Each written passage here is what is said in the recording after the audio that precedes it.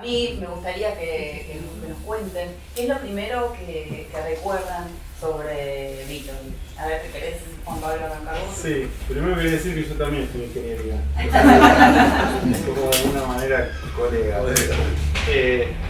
No, primero quería agradecer la invitación, sobre todo a Nicolás Kochman, que me insistió para que estuviera acá y recordara de alguna manera a Gombrowicz y a mi papá, que fue un gran amigo de Gombrowicz.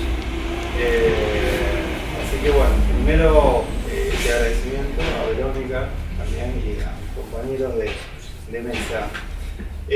Después, para empezar a recordar a Gombrowicz, para pintar un poco lo que era este polaco que terminó en la Argentina, no porque quisiera, sino que vino de visita y ocurrió algo bastante grave en Europa, que fue la Segunda Guerra Mundial, entonces ya se hizo complicado volver. Entonces quedó varado acá en Argentina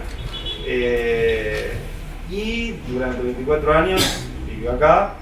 En los últimos 7-8 años lo conoció a mi papá, tuvo una relación de amistad muy intensa. Mi papá lo consideraba, además de admirarlo, lo consideraba uno de sus mejores amigos, sin duda. No sé si pensaba lo mismo de él, pero supongo que un sentimiento parecido. Y para ilustrar un poco lo que era Gombrowicz, simplemente quiero recordar el encuentro. Gombrowicz iba mucho a los cafés, o al Rex, a Bragata. Ahí jugaba al ajedrez, como todo buen polaco, era entendido en el ajedrez, en la música también.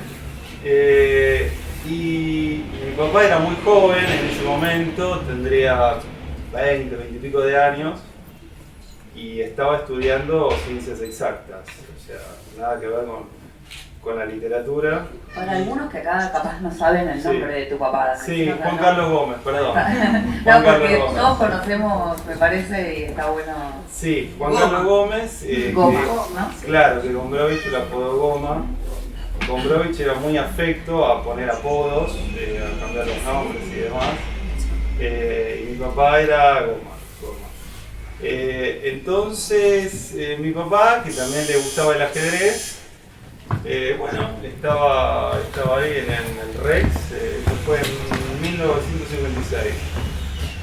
Y llega una persona y dice, bueno, te presento a...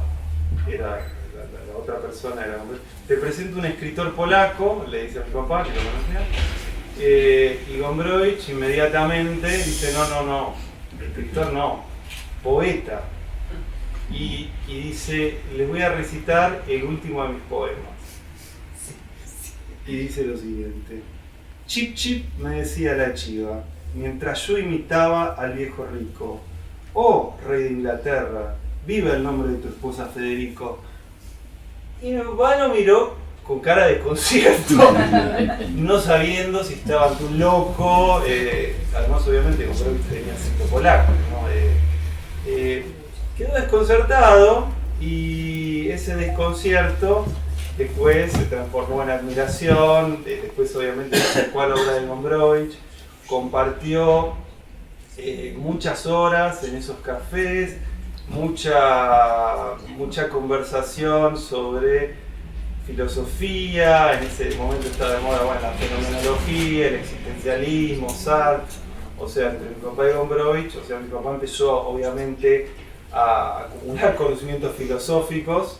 Los matemáticos ya los tenía, porque estudiaba ciencias exactas. De hecho, él decía que su llave de entrada a ese mundo, porque tenías que demostrar algún talento, algún don para estar ahí, porque si no te pasabas por arriba. Y como él sabía de ecuaciones diferenciales, de algoritmos y demás, bueno, el grupo de intelectuales que estaba en el café Rex junto con Gombrowicz, bueno, le consultaban como Juan Carlos cómo se calcula un algoritmo, cómo se calcula esto. Y mi papá obviamente de eso sabía bastante. Después abandonó definitivamente las ciencias exactas. Y acá no sé, después si vos querés parar, me parás cuando quieras. Sí.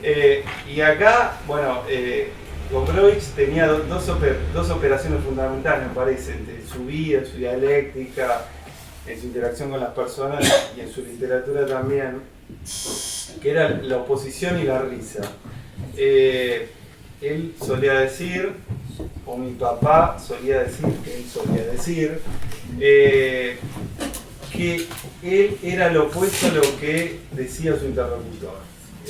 Entonces, de esa manera, su interlocutor decía A, él decía B, obviamente con una fundamentación, ¿no? Después de eso, no simplemente una oposición para ponerse. Y también estaba el tema de la risa.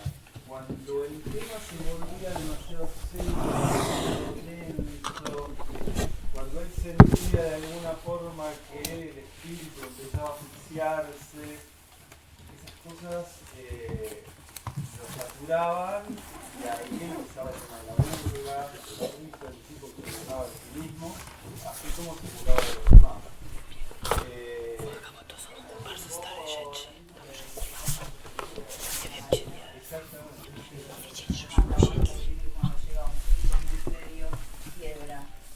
Con algo absolutamente desopilante que te descoloca. Explota totalmente. Cuando algo le parecía demasiado denso, demasiado abstracto. De hecho, bueno, por ejemplo en Ferdidurque, cuando Pepe se encuentra con el profesor, se encuentra con un profesor, el protagonista se encuentra de repente con un profesor que lo quiere llevar de nuevo a la escuela. O sea, al sistema pedagógico.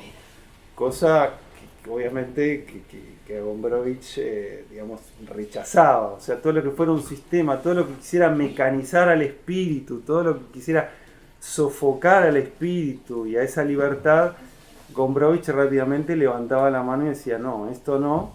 Y bueno, lo hacía a través de obviamente, de la burla, de la risa, la satirización. Eso en Ferdidurque está muy claro. Y de hecho también cómo trabaja con las partes del cuerpo.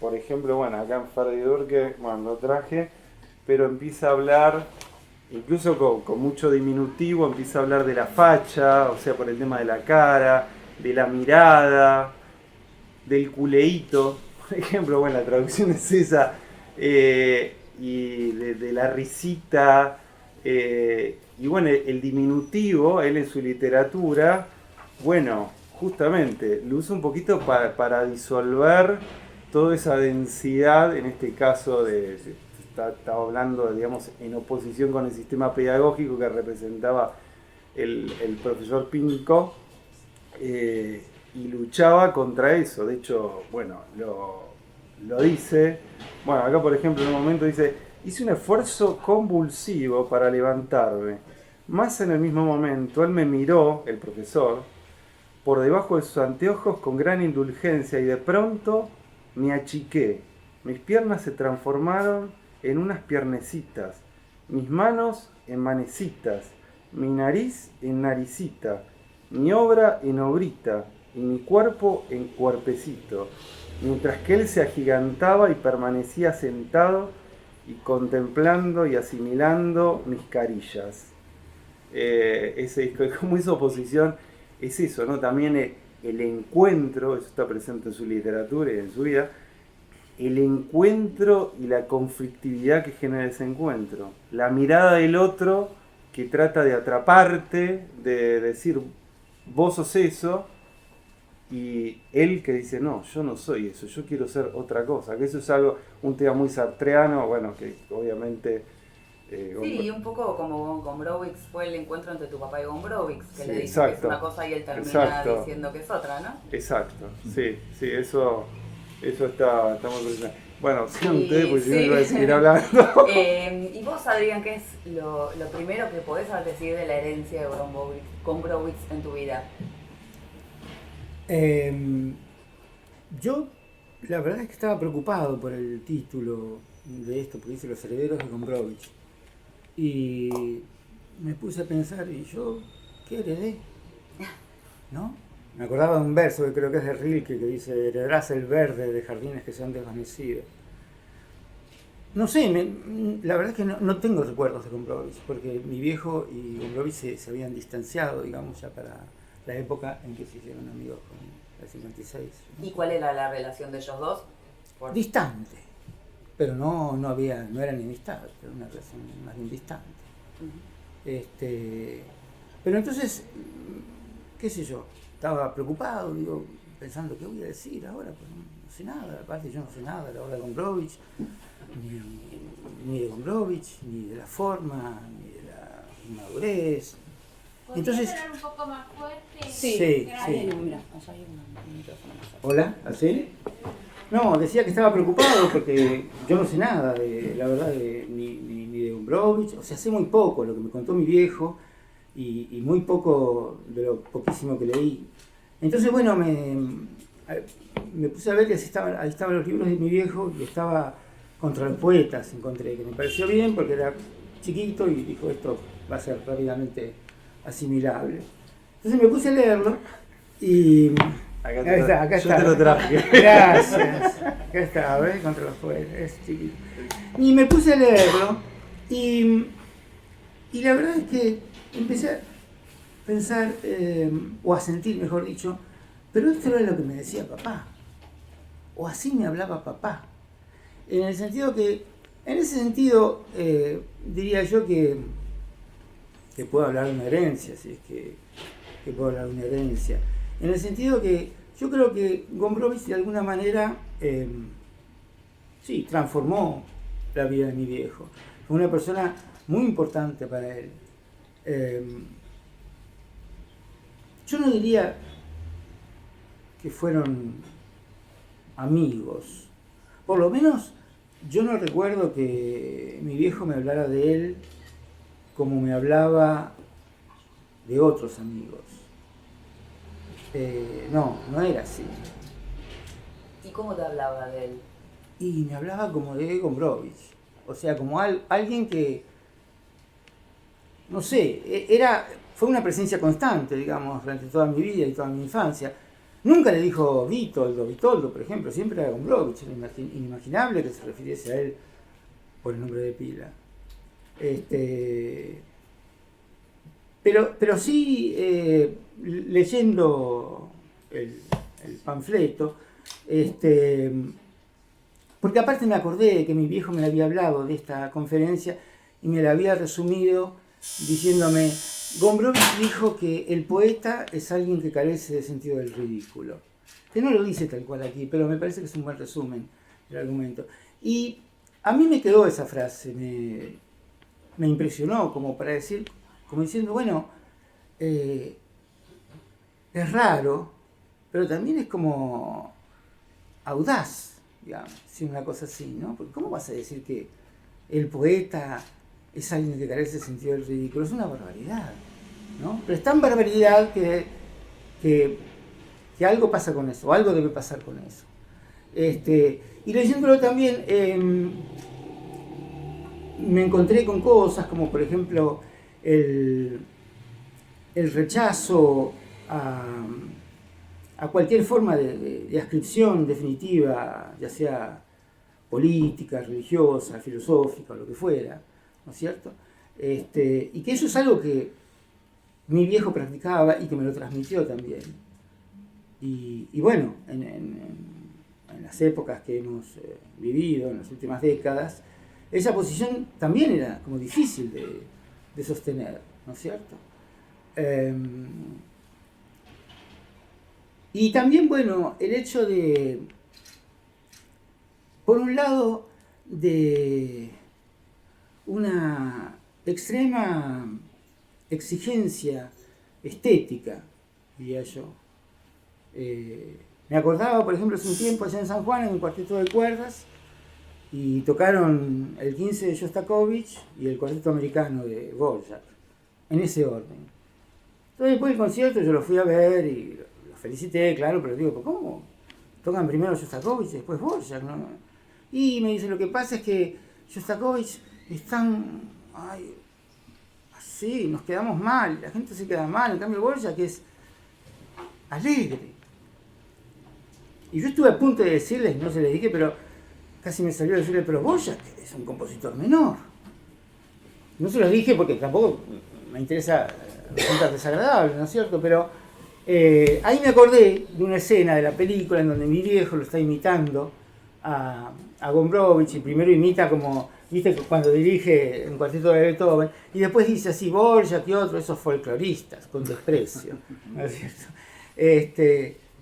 Y también como que me quedé medio perplejo, o sea, ahí me di cuenta que tengo yo, digamos, como una especie de juicio o de exigencia estética, quizás exagerada, ¿no es cierto? Porque aparte no tengo argumentos para decir por qué Shostakovich sería mejor que Dvořák, que sé yo, es como medio ridículo, pero eso, por ejemplo, yo lo tengo incorporado y yo siento que eso es algo que seguramente viene de Gombrowicz. Recordando la película y observando mi reacción, me dije, bueno, esto debe venir de ahí. En ese sentido, me considero un heredero. Recordanos un poco la película, por si alguien de los que está acá no vio, por lo menos esa escena de la película. ¿La escena? ¿Vos te la acordás? ¿Bien? Porque justo Están en la casa de tu mamá, creo, ¿no? No sé si esa escena que tu viejo imita a Gombrowicz, no sé si está filmada ahí. Claro. Creo que no. Bueno. No, la que está en casa de mi vieja es cuando ella habla, digamos, y comenta cosas sobre... ¿Y las polaquitas? ¿Me decían ahí? ¿Cuáles? ¿La de las polaquitas? No me acuerdo. ¿No te acordás? No. Creo que era ahí. Bueno, es como que en algún momento aluden al gusto de Gombrowicz por la música, y como pasaba discos en un tocadiscos que tenía, y está, creo, un cuarteto de Beethoven, y mi viejo así haciendo una pantomima ridícula, como si estuviera dirigiendo, digamos, el cuarteto. Sí, bueno, mi papá hacía lo mismo. ¿También? Sí, se ponía a dirigir. Claro, hay muchas cosas que en realidad no sabíamos que venían de Gombrowicz, Claro. hasta que después nos dimos cuenta. Pero sí, se ponía así muy pomposamente a dirigir. De música mi papá sabía muy poco. Y creo que Gombrowicz tampoco sabía demasiado. Seguramente no. Es más, según leían en el libro que escribió mi viejo, decía que en realidad Gombrowicz había perdido desde que estaba acá, porque vivía acá con muy pocos recursos, incluso a veces mi viejo decía que no tenía ni para cenar, plata ni para cenar, y le daba vergüenza que lo invitaran. Y bueno, cuando algún amigo se daba cuenta de esta situación, decía, no, bueno, vení, yo te invito a comer y demás, pero él le daba cierto pudor esa situación de precariedad. Y después, bueno, finalmente logró comprarse un equipo Ken Brown, un tocadiscos, y ahí recuperó su contacto con la música, porque bueno, en aquella época... Después se lo regalaron a mi vieja eso. ¿Sí? Yo empecé a escuchar música clásica gracias a los discos de Gombrowicz, porque una vez que se acababan los discos de moda, bueno, a ver qué es esto, ¿viste?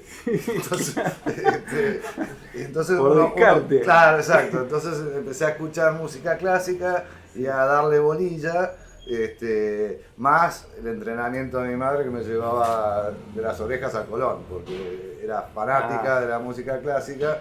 Vamos, ¿viste? Domingo a la tarde, pleno sol, vamos al Colón. Al final un día dije, no es tan malo el programa. ¿Y vos, Jacinto, cuál es tu herencia gombrowicziana? Bueno, ya lo dije, los discos. No, bueno, yo era muy chico cuando Gombrowicz venía a casa, yo tenía 2 años, 3 años, y la última vez que lo vi fue cuando estaban con tu viejo en Piriápolis, que yo tenía 10 años. Sí, Piriápolis fue un viaje misterioso donde nadie sabe qué pasó, pero parece que pasaron muchas cosas, pero nunca nadie supo qué pasó. Yo estaba con mi abuela y mi hermano, mi madre había alquilado una casa, no me acuerdo si Gombrowicz vivía dentro del mismo departamento o casa o cerca, y tu padre vivía por ahí, y se iban a pasear a la playa. Ese es un recuerdo borroso que tengo. Lo que sí me acuerdo es que yo me quise ir de ahí porque era una atmósfera media obsesiva por parte de mi abuela y mi hermano, porque me hacían ir a dormir muy temprano. Y yo le pedí a mi madre que me sacara de ahí conocí Guillén, digamos, todo lo que es Neuquén. Pero tengo la imagen esa de tu viejo paseando con Gombrowicz por la playa, digamos. Y Jacinto, ¿para qué iba Gombrowicz a tu casa? Porque quizás, seguramente muchos lo saben, pero otros no, entonces estaría bueno que nos cuentes. Gombrowicz venía a nuestra casa en San Isidro a dar clases de filosofía, invitado por mi madre, que era una forma de ayudarlo, porque hacía como una especie de la gorra con todos los que venían, y entonces juntaban unos pesos, mi madre preparaba una comida y Gombrowicz se sentaba y daba clases de filosofía que yo por supuesto no presenciaba porque era demasiado chico. Y tampoco me interesaba. Así que, bueno, y Gombrowicz siempre eso sí es un recuerdo que tengo, que cada vez que me veía me decía Chisti Atsuchu Ojalawis, que era inentendible, pero en realidad que decía, él me preguntaba si yo había enloquecido. Juan Pablo contaba que Gombrowicz se presenta como poeta cuando lo quieren presentar como escritor, y justamente Adrián decía lo contrario, porque habla de la conferencia que dio contra los poetas. Sí. De alguna manera muestra un poco cómo su personalidad se correspondía con la forma de su escritura, y todo esto, ¿cómo lo veías vos de chiquito? ¿Cómo aparecía? ¿Cómo era este personaje que se aparecía en tu casa para dar filosofía? Nada de lo que mencionan registro. Era un personaje llamativo por la forma de moverse, que era medio pausado, la forma de su cara y todo. Mucho después me enteré que era de familia noble, pero tiene sentido por cómo se movía y cómo miraba de arriba a todo el mundo, ¿no? Sé que tenía muy buena relación con mis padres, pero siempre me llamó la atención la gestualidad de Gombrowicz. A ver cómo era esa gestualidad. Era de moverse así, de una forma, como que era muy consciente de quién era e interpretaba a su personaje, digamos. Uh-huh. Después en las obras, digamos, en las obras de teatro. La última que vi fue Transatlántico, acá en Hasta Trilce, y la que me acuerdo muy borrosamente, pero me pareció muy divertida, fue Ivonne Princesa de Borgoña, que la vi en el San Martín con Miguel Ligero, era el actor principal. Uh-huh. Y ahora que contaron un poco de dónde viene esta herencia y de dónde, digamos, se vinculan ustedes, ¿qué es lo que ustedes sienten hoy que en lo que él sigue viviendo, digamos? Uno escribe, el otro compone, vos navegás y tenés tu fábrica. ¿De qué manera sigue vivo Gombrowicz en ustedes? Bueno, agarro el micrófono. Sí, hay muchas cosas que Gombrowicz, eso lo supe después, obviamente, le transmitió a mi papá. Muchísimas cosas, de hecho. Por ejemplo, Gombrowicz, yo aclaro que yo Gombrowicz no lo conocí, obvio, nací en el 75, ya había muerto hacía 6 años. Pero por ejemplo, una cosa que destacaba mucho mi viejo, el pavor al aburrimiento. El aburrimiento para Gombrowicz era una enfermedad letal, y no podía permitir que una persona sentada en su misma mesa se estuviera aburriendo. Por eso él tenía evidentemente muchas herramientas para que esto no sucediera, y lo consideraba un gran aliado, por lo que leí, a mi papá, que también fue, digamos, cultivando esas herramientas. Y mi papá después también tenía ese mismo discurso, esa misma versión. Decía, no, que conmigo no te puedes aburrir, y él permanentemente te estaba contando una anécdota, algo cotidiano, y obviamente de manera hiperbólica lo iba exagerando, lo iba alargando, y una pequeña anécdota que cualquier persona la cuenta en 1 o 2 minutos se transforma en una anécdota de media hora. Entonces, ese esfuerzo por que nadie cayera en el aburrimiento, que era como una derrota, eso se lo transmitió sin duda Gombrowicz. Es más, cuando yo le decía a mi papá, estoy aburrido, 12, 13 años, me dice, no puedes estar aburrido. Y si estás aburrido, en última instancia, hace algo muy simple. El molinillo. Y me decía, si estás aburrido, haz el molinillo. Y me decía, de esta manera no te vas a aburrir nunca. En cualquier momento, en cualquier lugar, si estás aburrido, haces esto y te desaburrís. Sí, ese tenía total aversión al aburrimiento, y bueno, y llegábamos a esta situación. Y Gombrowicz también tenía eso. De hecho, Gombrowicz es bastante diferente en cuanto a sus novelas, sus obras de teatro y al diario. O sea, es como que cultiva un lenguaje bastante diferente. Y en algún lugar del diario recuerdo que dice que el tema de la fama, que todo el mundo se interesara por lo que él escribía, incluso en el diario, le había hecho perder de alguna manera la sensibilidad por lo que era divertido y por lo que era aburrido. Y eso le molestaba de alguna manera, porque ahora cualquier cosa que escribiera tenía valor. Y entonces había perdido esa sensibilidad por lo aburrido y lo divertido. Y otra cosa, por ejemplo, decía que nunca había terminado de leer un libro completo porque se aburría.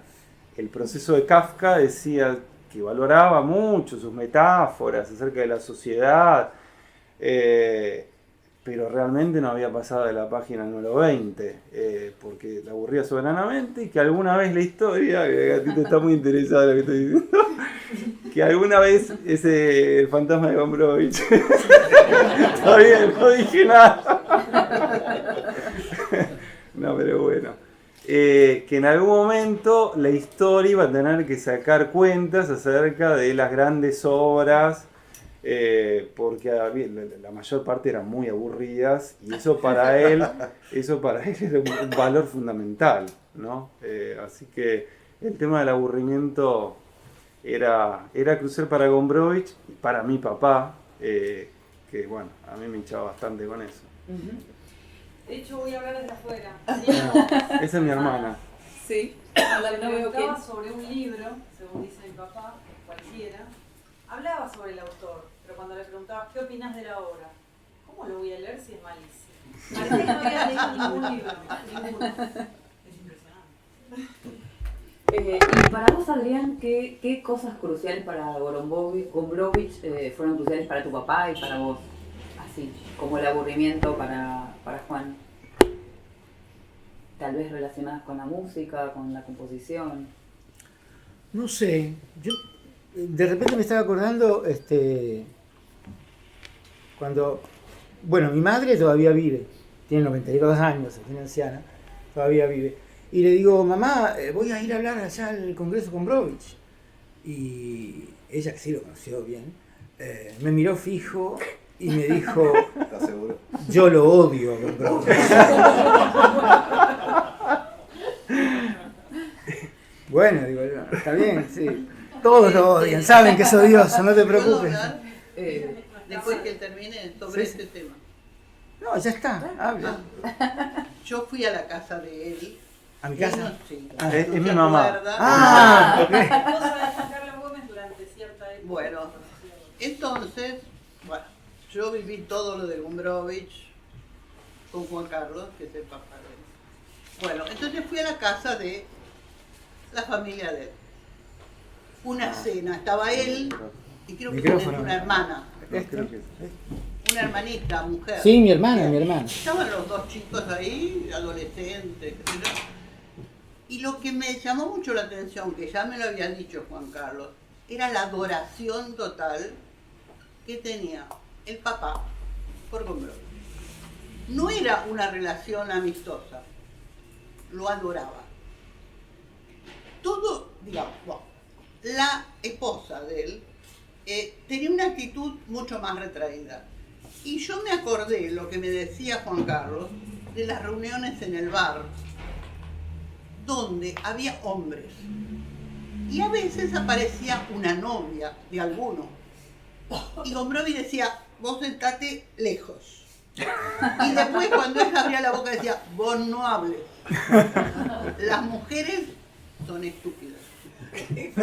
Así. Y ninguna mujer en esas reuniones podía hablar. Y me acordé de que tu mamá no le tenía simpatía, cuando el papá lo adoraba. Yo a la casa de él fui 2 o 3 veces, no tengo una memoria muy grande de él como adolescente, pero eso lo recuerdo, lo de las mujeres. Para Gombrowicz las mujeres eran, salvo alguna amiga que tuviera, pero era una cosa de tercera categoría. O sea, ninguna mujer podía haber escrito bien, compuesto bien o hecho algo bien. Era una mujer simplemente. Eso es Entonces cierto. tu mamá era una excepción. Exacto, ¿Qué escuchándola pasó? a ella. Tuvo alguna Sí. amiga, ¿Puedo tuvo hablar alguna algo? amiga. ¿Puedo agregar algo? Qué suerte que no vinieras a eso. Buenas tardes. A ver, ¿se escucha? Sí, Sí. Bueno, buenas tardes a todos. Hola, ya sé que nos Hola. conocemos. Sabés que compartí una amistad con María. Tuve Sí, el honor de sí. compartir una amistad con María, que frecuenté la casa de San Isidro. Bueno, María hablaba de Gombrowicz, me regaló Transatlántico y yo quedé deslumbrada. Leí toda su obra, por eso estoy hoy acá. María me contaba siempre de él y yo le decía, pero hablaba de él con una devoción como si fuese un ser superior. Y en un momento dije, pero María era un polaco más. Y me dijo, no, él era diferente. El día que María lo conoció en el hotel donde él estaba alojado, porque Carol la mandó, anda a pedirle, creo que Ferridurki, anda a verlo, que llegó un escritor, y María recordaba ese momento como momento sublime, que quedó deslumbrada cuando vio ese hombre que extendió la mano, le besó la mano, y parecía que era el rey de Polonia. Claro, esa gestualidad de Gombrowicz, sí. No sé, yo podría contar algunas cosas, como por ejemplo en Don Polski, el hogar polaco, también conocí a la señora Teofila Galusinska, que trabajó con él en el banco, y en la misma mesa estaba María y estaba la señora Toya. Una hablaba de él maravillas y la otra lo aborrecía. Y me lo nombra. Una escena muy gombrovichana. Sí, Un poco lo que pasa acá, que unos lo odian y Sí. el otro lo adoraba, como dice. Sí, Pero sí. se transmite de padres a hijos, porque la hija de la señora Toya decía, yo también lo odio. ¿Lo conociste? No. ¿Lo leíste? No. ¿Y por qué lo odias? Y tal vez porque la madre le transmitió ese odio. Ah, Como a vos te habrá transmitido ese amor, ¿por qué lo estás acá? claro, sí, sí. O sea que el amor y el odio lo transmiten los padres a los hijos. Sí. Entre otras cosas. En mi caso, yo también lo odiaba a Gombrowicz. O sea, mi primer sentimiento hacia Gombrowicz fue el odio. ¿Por qué? Porque sentía que había raptado a mi papá. Claro. Era como una interferencia permanente. Yo tenía 12, 13 años, mi papá, porque Gombrowicz esto, porque Gombrowicz lo otro, porque Gombrowicz esto. Y a mí no me interesaba para nada Gombrowicz. De hecho, estaba estudiando para ser técnico electrónico. O sea, también no me interesaba, y él de manera obsesiva hablaba de una carta de Gombrowicz, de esto de Gombrowicz. Y entonces yo sentía que ese tipo, ese polaco, que encima un polaco que había muerto en Argentina, se estaba interponiendo en la relación con mi papá. Esto igual está hablado en terapia, así que no se preocupen. ¿Y cuándo cambiaste la mirada? O si la cambiaste, esperá.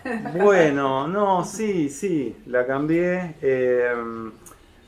Llegado un momento, decidí, cuando mi papá aflojó un poco, se dio cuenta de que esa manera no iba a lograr que a mí me interesara Gombrowicz. Tampoco le interesaba que a mí me interesara Gombrowicz, ¿no? Obviamente. Pero cuando aflojó un poco, yo le dije, ¿me prestaría Ferdidurke? Porque no es un libro que se consiga. Ahora, no sé, hace poco hubo una reedición, pero el libro de Gombrowicz no se conseguía. Bueno, yo tenía 20 años. Me dice, bueno, está bien, te lo voy a prestar por 2 semanas. Y después me lo devolvés. y te voy a tomar prueba. O sea, para ver si lo leíste, si lo entendiste. Bueno, le dije, está bien. Entonces me llevé el libro, bueno, empecé a leer un poco. Y se lo devolví a las 2 semanas. Y le dije, ¿sabes qué? Le dije lo único que él no quería escuchar. ¿Sabes qué? Me aburrió esta novela. Así que, toma, te la devuelvo. En realidad, no era que me había aburrido, sino que le saqué fotocopia. Para leerla tranquilo y que no me estuviera hinchando, tomando pruebas acerca de Gombrowicz ni nada. Mi papá una vez le dijo a Gombrowicz, o sea, porque obviamente esto implicaba una gimnasia intelectual que hizo que mi papá fuera más inteligente de lo que era en aquel momento, porque estar con Gombrowicz era un partido de tenis, o sea, era un ida y vuelta y tenías que saber responder dónde ubicarte para que no te aplastara. Y me olvidé qué iba a decir. ¿Cómo era que habías cambiado de ese odio o ese resentimiento hacia el que te estaba robando tu papá a una cierta admiración? O por lo menos eso me pareció a mí. Después lo leí con tranquilidad, con Gombrowicz y demás, y uno se encuentra al principio desconcertado, ¿no? Con respecto a ¿para quién está escribiendo este hombre? Y después me gustó, sí, incluso después llegué a obsesionarme, no sé, antes de irme a dormir, leer una página, algún párrafo para ir degustándolo antes del sueño. Y después la imagen que se me formó es de ver a Gombrowicz escribiendo, ¿para quién? Para sí mismo, obviamente, porque era el culto del yo, Gombrowicz. De hecho, bueno, en el diario, uno de los famosos párrafos que escribe es lunes yo, martes yo, miércoles yo, jueves yo y viernes yo. Y es un culto del yo. Entonces, el libro yo me lo imagino, digamos, como ese prácticamente onanismo de él divirtiéndose consigo mismo. De hecho, después él tuvo que construir todo un aparato conceptual para explicarse a sí mismo y que después los demás lo entendieran como él quería ser entendido, ¿no? Esa lucha por ser entendido como uno quiere y no por la mirada del otro. Así que bueno, eso. Es cierto que era el culto del yo. Ahora, sin embargo, con tu mamá, toda la actitud fue muy diferente, todo lo que vivieron ellos dos, ¿verdad? Contanos un poquito. Sí, Martín. tal cual, o sea, lo que mencionaba Teresa, digamos, del deslumbramiento antes de Gombrowicz. Mi vieja era una persona que todo lo nuevo le fascinaba y se tiraba de cabeza, o sea, Gombrowicz, algún pintor que venía también a la casa, más adelante se metió con la botánica, con las fotos, todo lo hacía con mucha pasión, digamos. Y en el caso de Gombrowicz, deslumbrada por lo brillante que era el personaje, intentó ayudarlo y bueno, también Gombrowicz tenía muy buena relación con mi padre, que me acabo de enterar por él, está escrito, digamos, eso también. Y bueno, era una época de mi infancia donde todos eran bastante más felices. Entonces, y Gombrowicz deslumbraba a todo el mundo acá por las razones que estamos comentando, o sea, por el personaje en sí que era él. Después se ve en la literatura, ¿no? ¿Cómo se llama? A mí lo que me queda sin haber leído prácticamente nada de Gombrowicz son las obras de teatro. Entonces, lo que él comentaba del culto a sí mismo es lo que se ve, especialmente en Transatlántico, cuando lo dieron acá en Astratrice. Digo, qué increíble que intérpretes argentinos que no tienen idea del idioma, me hagan, pongan una obra de teatro con lo complejo que es y que a mí me transmitan mucha emoción, porque habla de la trascendencia de Víctor, ¿no? Ujú. Totalmente. Y vos que tenés entonces una mamá que te dice que lo odia y un padre que parece ser más afectuoso, ¿cómo es tu sensación con Gombrowicz hoy? ¿Cuál es tu sentimiento hacia él o cómo lo ves? ¿Cómo puedes construir su imagen hoy? Hablo con el micrófono. Sí. También, otra vez me acuerdo de otra escena de la película, cuando esa película me marcó mucho a mí, ¿no? ¿Cuál es el nombre de la película que hay? Gombrowicz o la seducción. Con Gombrowicz Sí. o la seducción. Había 4, bueno, estaba el papá de él, mi papá, Betelú, Di Paola, bueno, Mi vieja también. tu mamá, o sea, sí, fue una muy buena película. Mi papá me hinchó las pelotas con esa película de una manera que, no, sí, fue una película muy buena y obviamente me la hizo ver varias veces y demás. Yo participé un poquito porque hice la música. Sí. No, pero una escena que también me quedó mucho y yo no sabía eso, ¿no? Es cuando mi viejo está hablando y dice que él fue a Vance y se paró frente a la tumba de Gombrowicz y dijo, ahora vos estás ahí y yo estoy acá, ¿no? Como que me parece como que la idea sería que a Gombrowicz hay que matarlo. No es que está vivo entre nosotros, y si estuviera vivo habría que matarlo. Está bueno, ¿no? Está... Sí, no, bueno, no, lo que quiero decir también es que la impresión que me quedó, digamos, es que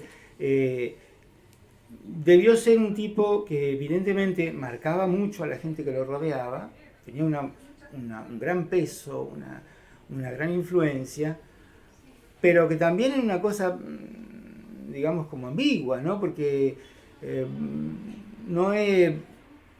yo no percibí con ninguno de los 4 ahí que hablaban acerca de él como que se hubieran sentido realmente felices de haberlo conocido. Era algo como trascendente para ellos, que los había marcado definitivamente, que cambió su vida probablemente, pero también fue difícil. Me da la impresión de lo que decía no solo mi viejo, sino los Betelú y Gómez y Di Paola, todos, como que me da la impresión de como que eso que era algo de lo que en definitiva hubieran tenido que liberarse, ¿no? Como una... Y en el caso de mi viejo fue un poco así, es decir, cuando yo era chico, y antes de que Gombrowicz fuera Gombrowicz, así me hablaba, como digo, no como de un amigo, no como de un maestro, era Gombrowicz, qué sé yo, y lo que decía Gombrowicz y las cosas que decía y por ahí las cosas que hacía y sus ideas, me las mencionaba. Tampoco me decía que él estuviera precisamente de acuerdo o en desacuerdo con eso, sino que me lo decía, ¿no? Y después, cuando empezó la fama, digamos, Gombrowicz paulatinamente cuando mi viejo me hablaba, dejó de ser Gombrowicz una persona y empezó a ser un tema. El tema, Gombrowicz, era un tema, no era una persona. Sí. ¿No? ¿Están de Sí, acuerdo? tal cual. ¿Para ustedes también fue un poco así? Sí. Un mito, como dicen. Un mito. Sí. ¿Un mito? Sí. De hecho, yo sí, estoy muy de acuerdo con lo que dice Adrián. También el tema de alguna forma matarlo a Gombrowicz. Y creo, o sea, mi papá también tuvo una ruptura muy clara. Y eso me parece, bueno, no sé, digno de contarse. Es decir, es como que mi papá, estando Gombrowicz vivo, se intercambiaban cartas, porque Gombrowicz en el 63 se fue a Francia a vivir, y se empezaron a intercambiar cartas, y Gombrowicz siempre prometía que iba a volver a la Argentina por carta, decía sí, no, porque acá Francia no me gusta. y esto y lo otro, voy a volver, sí, preparen mi regreso, y siempre prometía eso, ¿no? Como Penélope cuando estaba tejiendo y tejía de día y tejía de noche. Bueno, Gombrowicz era Penélope en ese caso, y mi papá en un momento, Gombrowicz en una de las cartas, cuando mi papá empieza ya a desenmascararlo, como diciéndole, no sigas con este cuento, con esta promesa, no vas a volver, es evidente. Entonces Gombrowicz le dice, es mortal esto que le voy a decir, ¿acaso era posible prolongar indefinidamente ese jueguito nuestro en la fragata? Mi papá no se lo tomó bien y tuvo el coraje y la valentía de despedirse, decirle chau a Gombrowicz en una carta. De hecho, la última carta es de mi papá a Gombrowicz, donde le dice, entre muchas otras cosas, en mi última le decía que usted cambia de personas como los antiguos mensajeros cambiaban sus caballos. Y es la pura verdad, tanto si está enfermo como si está sano, con Rita o sin ella, ahora, antes y siempre. Ada me señalaba, comentando el tercer volumen del Ser y la Nada, que un hombre cualquiera, usted por ejemplo, no es. Quiere esto decir que no tiene esencia, sino que se inventa a sí mismo y es inventado por los otros. De él nos llegan señales que son convertidas por nosotros en signos y de esa manera elegimos el significado de su existencia. Y al final, estas son las últimas palabras que le dije a mi papá a Gombrowicz, muy pragmático. Pagué 6.000 pesos a Flor correspondientes a las mensualidades de enero, febrero y marzo. Chau, Gombrowicz. Y mi papá es el que decide, con coraje digo, porque Gombrowicz en ese momento la fama le había costado y mi papá era uno de sus discípulos predilectos, según se suponía, según él decía, y decidir romper con ese escritor reconocido en Europa, para mi papá, que tal vez no se animó a ser escritor, pero que quería hacerlo, pero estaba la imagen de Gombrowicz, que él en ese momento, con respecto a la escritura, sí no pudo matar, porque veía que Gombrowicz de literatura, no sé, le parecía algo tan genial, y que él no podría superarlo, y mi papá tampoco le gustaba salir segundo en nada, entonces dijo, bueno, no, si voy a ser segundo prefiero no ser nada, y no se animó a escribir, a pesar que tuvo algunos intentos. Pero bueno, esta muestra de coraje, de decir, antes de que muriera Gombrowicz, en el caso de tu papá fue cuando ya muerto, no se animó en vida. y le dijo chau Gombrowicz, y esa fue la última carta, el último intercambio. Y eso se lo respeté a mi papá, o sea, ese gesto de valentía, de decir, bueno, chau maestro. O sea, porque había como, no sé, a mí siempre me quedó la sensación de esto de aprovecharse del otro, el aprovechamiento. Cómo Gombrowicz se aprovechaba de las personas que tenía a mano cuando le servía esta relación instrumental. Sí, sí. Y mi papá después siento que se aprovechó de Gombrowicz para filmar una película, para participar de una película. Sí. O sea, también eso que vos decías de que no era como un amigo. O sea, también utilizó la estatua de Gombrowicz, esa cosa llamada Gombrowicz, el mito Gombrowicz, para también escribir un libro sobre Gombrowicz, filmó una película, después escribía finalmente algo que se llamaban Gombrowicidas, que mandaba por mail, contaba anécdotas de Gombrowicz, y también recibió algún reconocimiento de la embajada polaca por haber sido amigo de Gombrowicz, y bueno, yo creo que finalmente mi papá se tomó un poco de revancha. Pudo hacerlo finalmente, como dice Sí. acá Adrián, para poder vivir sin Gombrowicz hay que matarlo, ¿verdad? y el mito Gombrowicz, ¿cómo fue para tu mamá y para vos una vez que él no estaba? Bueno, ella recibía cartas, había una correspondencia y después,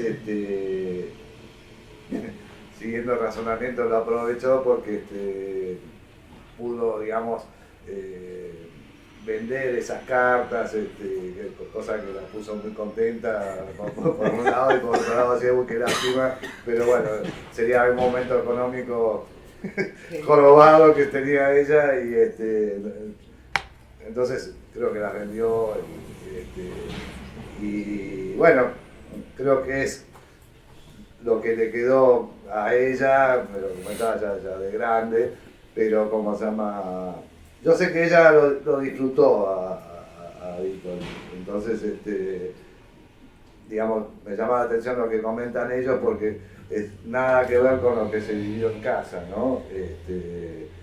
No sé las charlas entre mis padres, porque otra vez era chico, pero ya en la parte que yo sí me acuerdo, siempre fue un buen recuerdo que mi madre tenía de él, y lo mismo me pasó a mí al ver las obras teatrales, me reí mucho y esto de descubrir una persona que habla mucho sobre sí mismo y se analiza, eso me pareció muy divertido también, digamos. ¿Y qué te contaba tu mamá sobre él? ¿Qué te decía, si te decía algo, no? Solo que él daba clases de filosofía en casa y que era un escritor que a ella, a mis dos padres, los impresionaba. Y aparte, imagínense en esa época que todos los inmigrantes se juntaban entre sí, entonces darle alojamiento a un personaje que era él, estaba muy en la naturaleza de mi madre, ¿no? de justamente de ocuparse los que en algún momento no la estaban pasando bien, ¿no? Quería decir algo, perdón. Sí. Con respecto a lo que hablaban, para sumar, que se me ocurrió una metáfora. El tipo era como una luz intensa. Había que estar a cierta distancia. Tenía un superpoder que si él se te imponía como un sol y te cegaba, tenía un superpoder de que te convertías en Gombrowicz. Mi viejo se convirtió, o sea, lo tocó el rayo. Si estabas muy cerca y no tenías la personalidad formada, lo estoy diciendo un poco sintéticamente, te la comía. A esa gente, a mucha la destruyó en cierto sentido. Mi papá, que para mí siempre fue muy divertido, etcétera, le destruyó algo que tenía que ver con tal vez con la afectividad. A nosotros mi papá nos probaba y nos hacía, y eso venía un poco por ese lado. Sí, entonces, si vos te acercabas mucho te quemaba, no te impedía ver, pero eras iluminado por su presencia y te convertías en una especie, bueno, los discípulos. Creo que en el caso de Rusovich, bueno, yo lo tuve como profesor. ¿Así? No, sí, en la seminario. facultad, Sí, daba un seminario. una Sí. excepcional profesor. Me parece que logró cierta distancia en relación con mi Paola, con mi papá, etc. Pero había que estar a cierta distancia y no se puede estar a cierta distancia de Gombrowicz. O sea, me parece que tu mamá, por lo que contás, se pudo tener una relación con más de pares donde cada uno tenía su luz y se encontraban en el medio. Claro. No lo idolatró, sino tuvo una relación más consuetudinaria, Como etcétera. como Pero exiliados que polacos. como pensador, Claro. era un tipo tan luminoso y tan brillante que te anulaba, te detenía el desarrollo, si te convertías en él, que era un tipo muy interesante, pero hay que ver después qué pasaba con eso, ¿no? La forma, lo inmaduro, el tipo era una mezcla de eso, soy un conde, Claro. te miro 3/4 para arriba, Sí, y tal por cual. otro lado la poesía no existe, lo que yo escribo, no sé, por momentos es cualquier cosa o no leo, era una mezcla interesante. No, la clara. personalidad era impresionante. Lo que sí me acuerdo que alguna vez discutían mis padres entre sí, en algún tipo de pelea, por cosas cotidianas, y se tiraban así un poco el tema de Gombrowicz, cómo los había influido, digamos. Pero no, fue una cosa, así un recuerdo pasajero, escuchando las discusiones de lejos, ¿no? En polaco, entonces, pero a mí siempre me quedó la impresión de que ellos tenían muy buena onda no tenían este problema que vos mencionás, que es verdad. Sí, mi percepción era que Gombrowicz, siendo yo muy chico, tenía como una legión de seguidores, después se ven las películas y todo eso, pero era un foco, digamos, la atracción. ¿Puedo decir algo? Sí. Yo he leído mucho sobre Gombrowicz, ¿no? Y conozco justamente los amigos. Por supuesto que Gombrowicz, con lo que se ve, era una persona, como dice ella, que descolocaba, pero a su vez tendrían que ver que también era un honor el grupo que formó de jóvenes, porque él amaba a los jóvenes, decía que era la promesa, la gente ya madura lo servía, y la poesía para él no le daba importancia.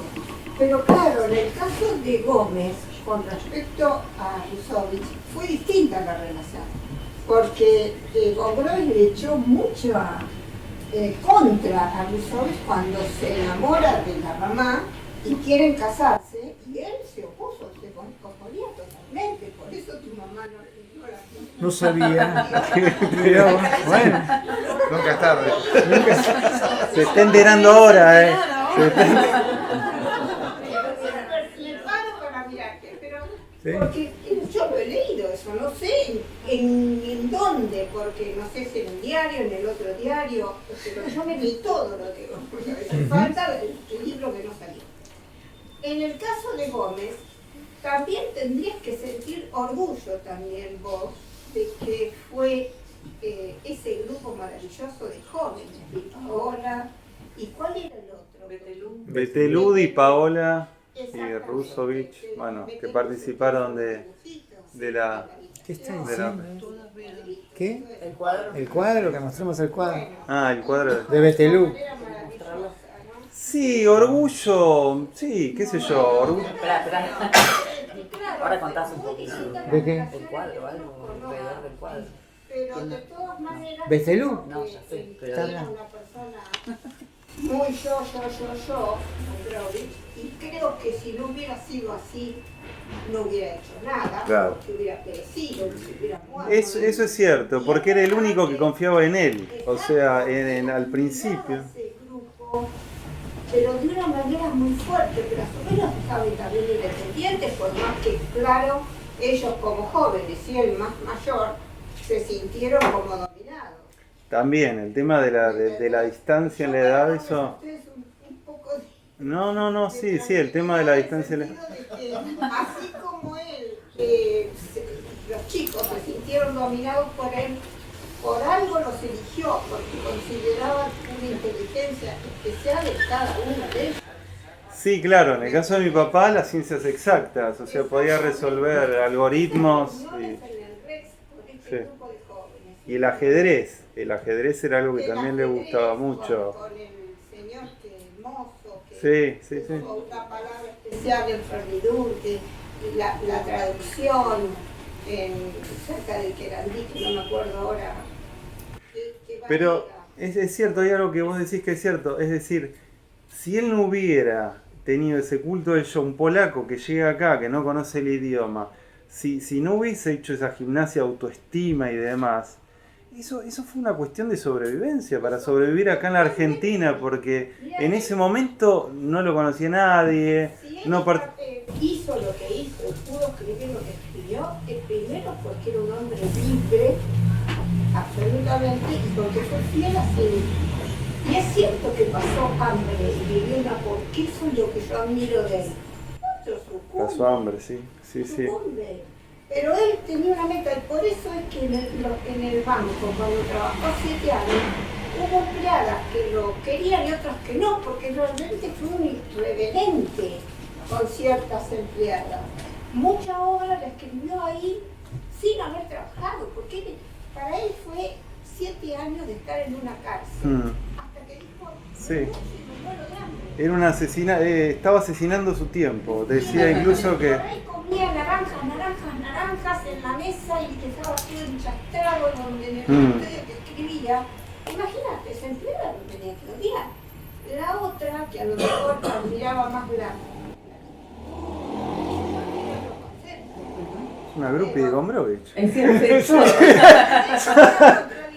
Tienen una conversación que tiene con un francés que también no me puedo acordar, chicos, porque soy muy grande y me olvido. No, pero te acordás de muchas cosas.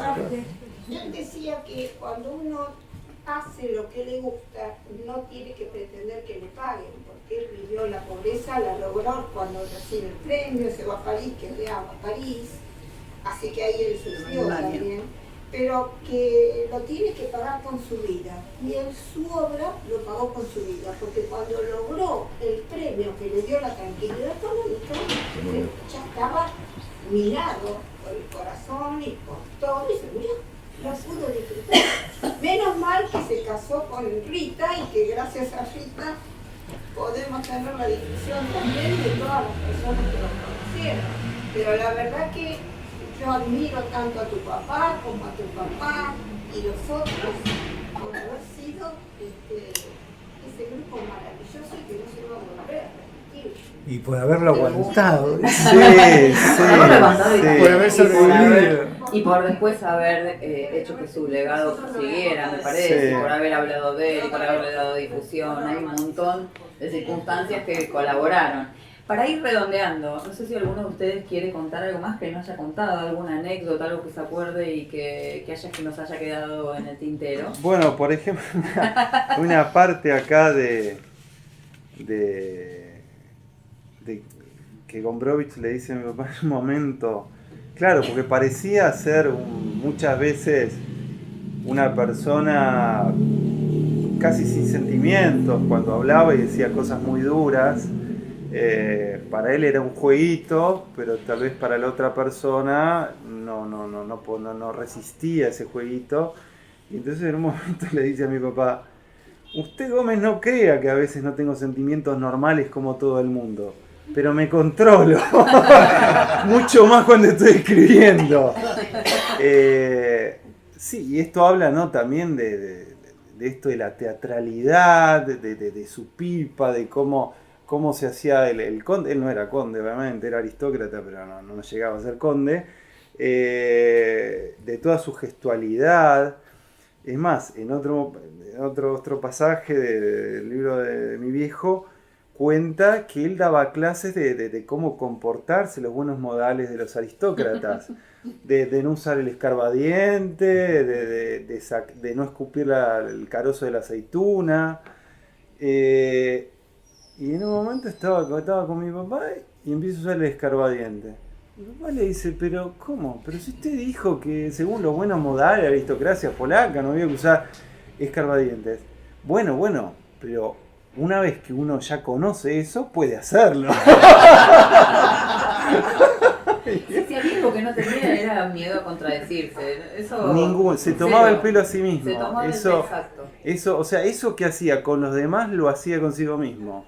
Eso también es valioso porque, bueno, si vos aplicás toda, digamos, ese ejercicio, esa burla hacia los demás, pero no a vos mismo, bueno, eso sería tal vez un poco más cuestionable. Pero se tomó el pelo a sí mismo y mi papá, que digamos, se contagió de todo eso, se corrompió de todo eso, hacía eso, o sea, te liquidaba, te degradaba, te hacía quedar como la nada misma, a través de qué sé yo, no sé, me acuerdo que me preguntaba, ¿cuáles son las antinomias de la razón pura para Kant? Y yo tenía 15 años y digo, qué sé yo, no sé, sos un burro, vos te tenés que dedicar a otra cosa, sos un burro. Y te proponía esos dilemas, esas cosas, para justamente demostrarte superioridad y que te sientas inferior. Eso a Gombrowicz le gustaba mucho. No sé si alguien del público les quiere preguntar algo, ¿sí? No, si me permite el micrófono. Perdón, Yacen, vos sabés que yo soy como tu hermanita, como la hija adoptiva de María, pues yo también la adoraba a María, la extrañé, la sigo extrañando muchísimo. Me quedo con todo lo que ella me dio. Contaba que cuando ocurrió la revolución del 55, el bombardeo de Plaza de Mayo, Gombrowicz era asmático y sufrió muchísimo por la combustión que había en la ciudad, estaba muy cerca. Y se fue unos días a San Isidro hasta que se despejó el ambiente de Buenos Aires. No sabía eso. No, claro. Ya tenía 3 años. Y después lo de las clases de filosofía, María preparaba a ella, buscaba algunas amigas porque María estaba muy entusiasmada en ayudarle. Entonces preparaba a cada una alguna repostería polaca, invitaban al profesor a dar una charla sobre filosofía, pero él llegaba un ratito más temprano y leía los libros que María le había prestado para preparar la clase. Sí. Me contaba. Recuerdo otra cosa que le dijo a mi papá una vez, le dijo: Gómez, la filosofía ya está terminada. Tengo un libro maravilloso de García Morente que se llama Lecciones de Filosofía. Acá está todo. Y supongo que se nutría de ese libro. Mi papá no sé, me lo prestó en algún momento. Sí, que mi hijo a mí también me lo recomendó por eso. Sí, se nutría de Europa se llevó este libro. Claro, un resumen de la filosofía. Ahí estaba todo y debe haber robado muchas cosas de ahí. Debe haber robado muchas cosas de ahí. Muy bien. ¿Alguien quiere preguntarles algo acá? No sé si hay alguna pregunta. ¿Sí? Yo quisiera, pido disculpas porque quizás lo que yo vaya a preguntar es que seguramente va a estar fuera de lugar, pero he venido siguiendo con enorme interés el congreso desde el primer día y solamente tuve desgraciadamente que faltar esta mañana. Y quizás es muy distinto donde uno lea a Gombrowicz. Yo lo leía a Gombrowicz viviendo en Praga, donde estaba muy imbuido de Kafka y de Borges. Y leí solamente del Perdidurque, que me fascinó. Y me pareció que en Perdidurque él planteaba un universo totalmente diferente al de Kafka y totalmente diferente al de Borges. Y a lo largo de este congreso he estado tratando de encontrar o de buscar. Pensé que Tomás Abraham iba a decirlo, pero no lo mencionó. Habrá que leer su artículo en páginas rápidas, o me acuerdo el título del libro que lo guardé. ¿Cuál es el universo que plantea? Porque Perdidurque es fascinante en el sentido de que tiene una lógica diferente, no son los laberintos, no son los espejos, no son el otro yo, no son los sueños que puedes encontrar en Borges o en Kafka, en la forma o la antiforma. ¿Qué más? Tiene que haber algo mucho más amplio y fascinante. Sí. Y al mismo tiempo es interesantísimo escuchar el personaje evidentemente, haberlo conocido y vivido al lado o conversado con él es una experiencia única. Pero me parece que esa parte me está faltando y me fascinaría poder encontrarla. Quizás no es el momento. Yo no sé, se me ocurre algo sin ser un erudito ni nada. Se me ocurre que, digamos, si hubiese que hacer un parangón entre Gombrowicz y Kafka, hay que aclarar que a Gombrowicz le aburría mucho Kafka, pero yo creo que tiene que ver con eso, con la mecanización del espíritu, con una crítica hacia eso. Y bueno, me parece que la mano, si hubiese que hacer una comparación, encontrar una similitud entre ambos, tiene que ver con eso, o sea, como mostrar, criticar todo lo que tiene que ver con los sistemas cerrados, ¿no? O sea, me parece que viene por ahí la mano. Sí, te aclaro, te confundo, pero se me ocurrió que podría venir por ahí la mano. Sí, yo estoy muy de acuerdo con la crítica y a mí como les digo, me llamó siempre la atención la irreverencia, ¿no? O sea, que un escritor, por ejemplo, corrija a Dante, es como, ¿viste? Entonces, y eso me parece que, bueno, como decía, son esas cosas que me parece que quedaron en mi viejo y mi viejo un poco me las transmitió a mí también, es decir, el poder, por un lado, reconocer los grandes valores de la cultura y al mismo tiempo tener la audacia y la capacidad de criticarlo, sea lo que sea y sea como sea. Es una gran libertad de espíritu. Es una gran libertad de espíritu. Sí, sí. Creo que con las anécdotas y además con todo lo que nos han contado hoy salimos sabiendo un poco más de quién era Vítor Gombrowicz y qué es lo que todavía vive él hoy en día, ¿verdad?